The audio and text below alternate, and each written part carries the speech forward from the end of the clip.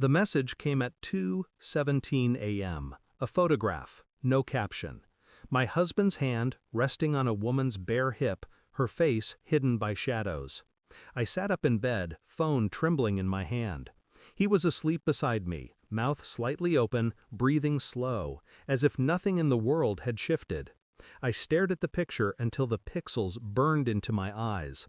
The sheets smelled of detergent and his cologne. I pressed my palm against the cool wall to steady myself. I didn't wake him, didn't scream, didn't cry. Instead, I closed my eyes and listened to his breathing, trying to map the distance between the man in the picture and the one lying inches from me. Something cracked in me that night, not loud, but final.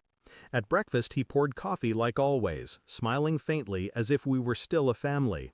Our child colored at the table, humming softly, oblivious. "Did you sleep?" he asked. "Yes," I lied. I watched his hands, his phone, the faint perfume on his cuff. Little betrayals stacked like bricks. I remembered the wedding vows he'd spoken years ago, his eyes steady, his fingers tight around mine. I'd built my life around those words, and now this. Not just the picture, the way he shifted when my name flashed on his screen, the sudden late nights, the new shirts he bought but never wore at home. I stopped hearing his voice, stopped tasting the coffee. Inside, a map was forming, a route from suspicion to certainty.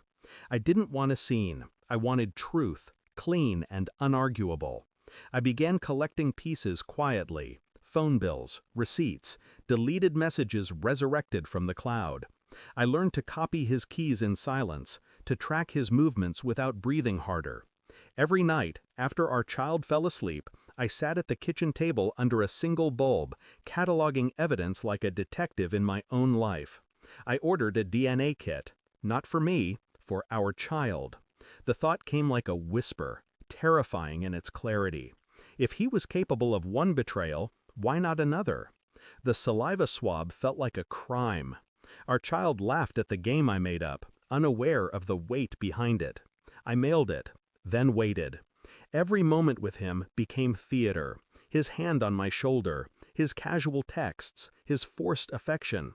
I mirrored it all with a smile, the way a spy wears a mask. Inside, the storm built.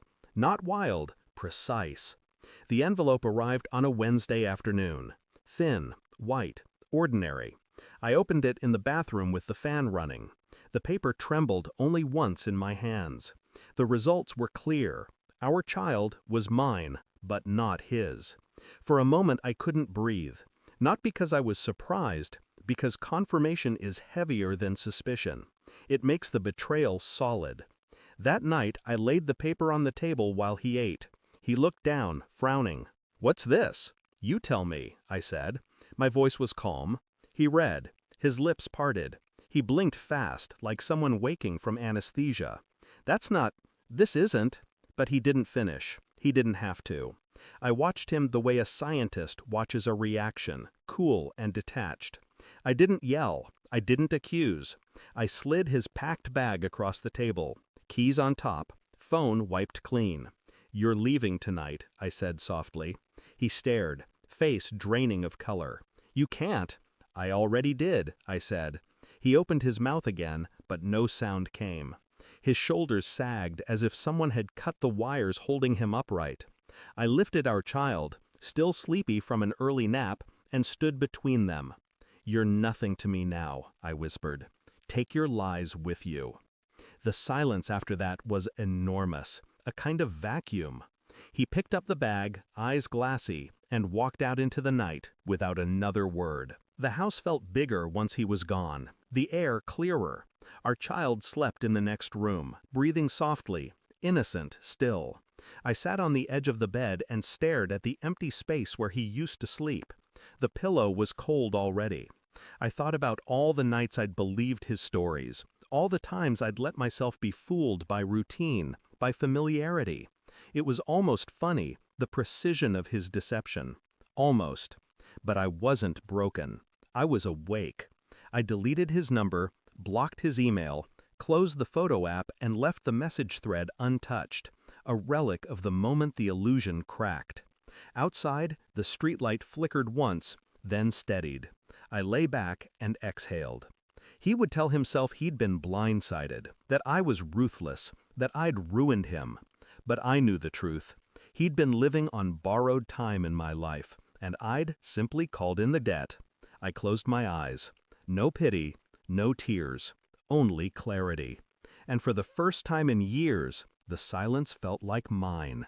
I didn't lose him, I released him. And in the quiet that followed, I found myself again. Thanks for watching. Don't forget to like, share, and comment.